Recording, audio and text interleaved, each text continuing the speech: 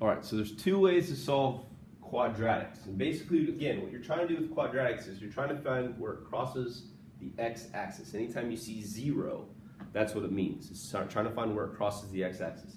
So let's say I had a problem like this, and you want to know where it crosses the x-axis. A lot of them will be equal to 0 to start out with. If it's not equal to 0, you've got to get it equal to 0 with the quadratic formula. We learned completing the square last week, which is one way to do it. This is a different way. It's called the quadratic formula.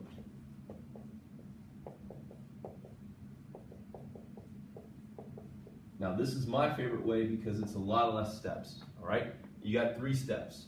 First, make sure it's equal to 0.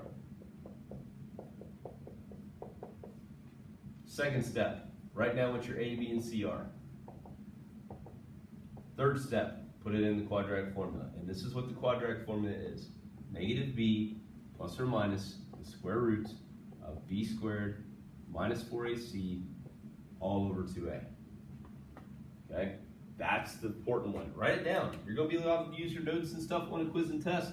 Have that written down somewhere. Just make sure it's correct, because people mess it up when they don't have it right. Okay? So, if I do that for our problem over here, all right, it's already equal to 0. Good.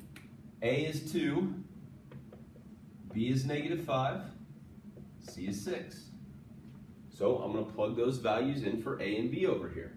Okay?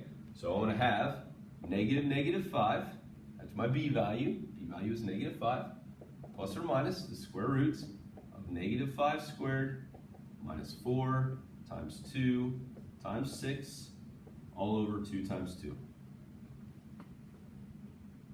All right, so all I did was, everywhere I saw an A, I plugged a 2 in. Everywhere I saw a B, I plugged in a negative 5. Notice how I put parentheses around stuff? Here, I'll put parentheses around everything, make you feel a little bit better. And everywhere I saw a C, which is one spot, I put a 6. And then I'm going to simplify. So a negative and a negative makes a positive. I'm going to figure out what 25 minus 4 times 2 times 6 is. So that would be what, 48? So I'm going to do 25 minus 48 over 4. Usually you can just punch this in your calculator. Do not push the radical button on your calculator. All right?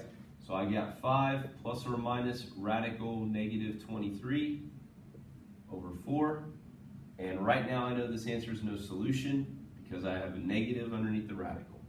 Anytime you have a negative underneath the radical, your answer is no solution. All right? I'm going to do one that works out for you here in a second, but that's how you do one that is no solution.